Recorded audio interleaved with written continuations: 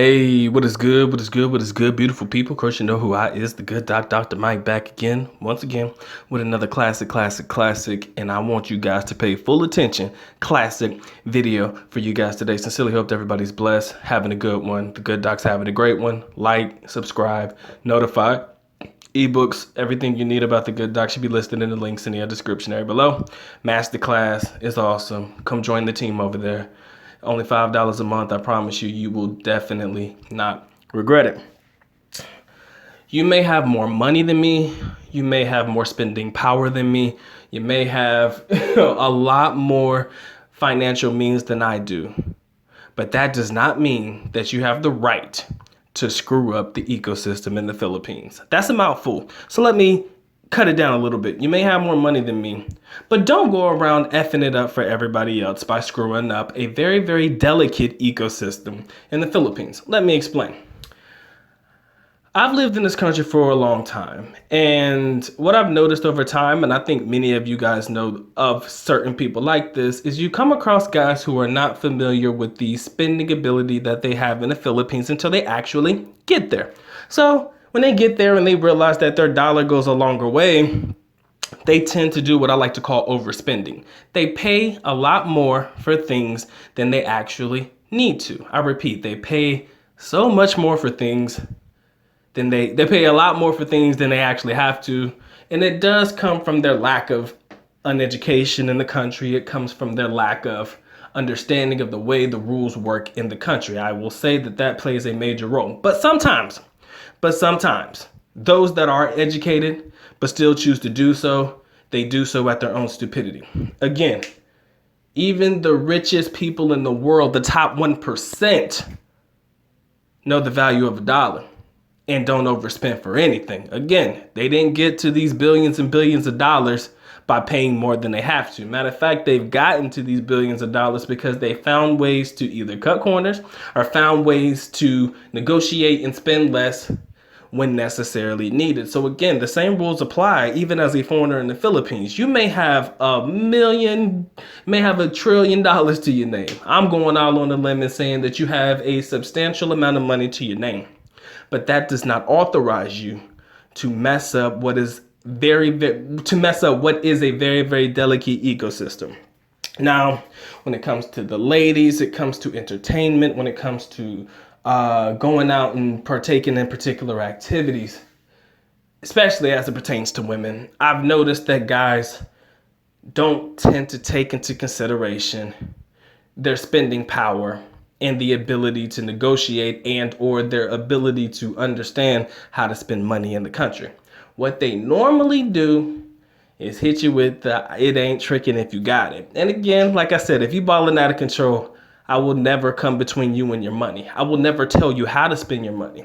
I just want you to be smart with how you spend your money. I won't tell you how. I just want you to be smart about how you choose to spend your money. I want you to stretch the dollar to the peso and so forth and so on, or whatever currency that you have to your name. It's just very difficult and very cringeworthy and very gut-wrenching when I have to read stories about guys losing millions and millions of pesos to young ladies because of their ignorance, because of their uneducation, because of their inability to take into consideration that maybe, just maybe, this might not be the amount of money that I need to spend. Now, we can go out on a limb. We can call them all types of beta males, all types of simps, all types of this, that, and the other, soy boys, whatever you want to call them. But ultimately, it does come down to us to an extent, those that are in the know. And I'm not just talking about myself. That includes all of us that are in the know. It is our unofficial duty to educate those that are not educated. Because again, what they choose to do could have a negative effect on how the Philippines operates in the future. Again, like I said, it ruins a very delicate ecosystem that has been created in the Philippines, all right? As a foreigner in the know, you already know that your money goes a long way.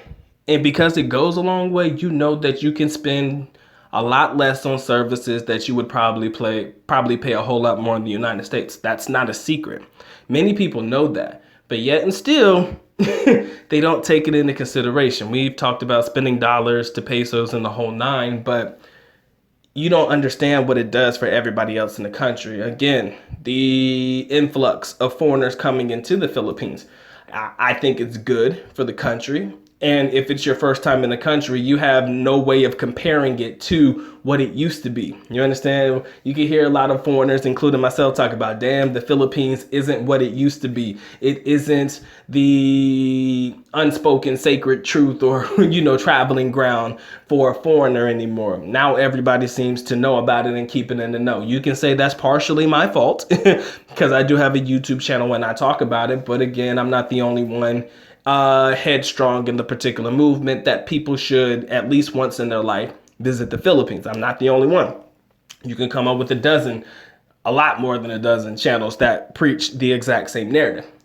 But again, for those that put out those particular channels, it is up to us to educate them.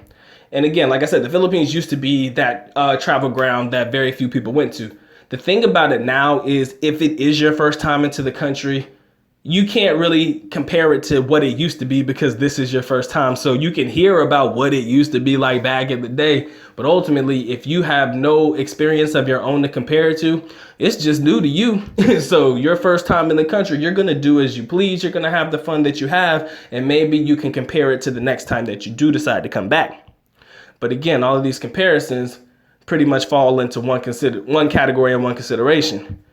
How you, as the foreigner, how you, with your very own authority, who you are, how you choose to manage your funds, budget your funds, spend your funds. You have an unwritten rule and you have the right to spend how you want to. But yet and still, you also have an obligation to all other foreigners. I'm going to say this real. You also have an obligation to all other foreigners. Whether you believe it or not, that obligation is you cannot F it up for everybody else. All right. And again, that comes from spending habits. That comes from how you choose to spend your money. That comes from how you choose to basically just give away money through activities that don't necessarily require you to spend more money than a certain amount. But again, you find yourself in situations where you have people trying to control your situation, trying to manipulate your situation and get more out of you than it may necessarily be needed, which is why you need to remain educated and ask questions to foreigners who have been in similar situations that you find yourself in. But ultimately, you owe it to other foreigners not to F up the ecosystem with your nonsense. Okay? Just going to leave you with that quick message. It wasn't quick enough, but I just wanted to give you this message for the day. You owe it to yourself. You owe it to all the other foreigners in the country. You can say, oh, I don't owe them anything. Actually, you do. You owe them. How can I say this? Like I said before, I just forgot my train of thought. You owe it to them not to mess up what is already a very, very delicate ecosystem. Don't fuck it up for us, okay? That's the overall message. Don't mess it up for everybody else through your own frivolous spending habits. Because again, I could care less how much money you have. What may be expensive to me may not be expensive to you. If you got it like that, so be it. But again, don't ruin it for everybody else through your own unnecessary spending habits. Because what you do is you create a false narrative. You create the narrative that so-and-so was spending money like this, so all foreigners need to spend money like that. Again, it's a reality check when they realize that that's not the case. But again, it starts to get people's mindsets running in the wrong direction. It starts to give people false hope, I should say, that everybody has it like that. It starts to give people false hope that so-and-so is going to be dropping ends because so-and-so and somebody else was dropping ends like that. You understand? And it fucks up the ecosystem. And then on top of it messing up the ecosystem, what does it do? It makes certain people start demanding more. Let me say that one more time. It makes people start to demand more when you've created a baseline, or what I like to refer to as the bar. You set the bar to the point where they feel like nothing can go below this, as far as spending is concerned and stuff. So again, just some food for thought, something to take into consideration. You owe it to yourself. You owe it to all of the foreigners not to mess up the delicate ecosystem that has been created in the Philippines. Okay. Now, I hope you guys have a blessed day. With that being said, the good doc is officially out. At least nako. Paalam, which means I'm going now. Bye-bye. As always, love you guys. Mahal kita. Mabuhay. Peace.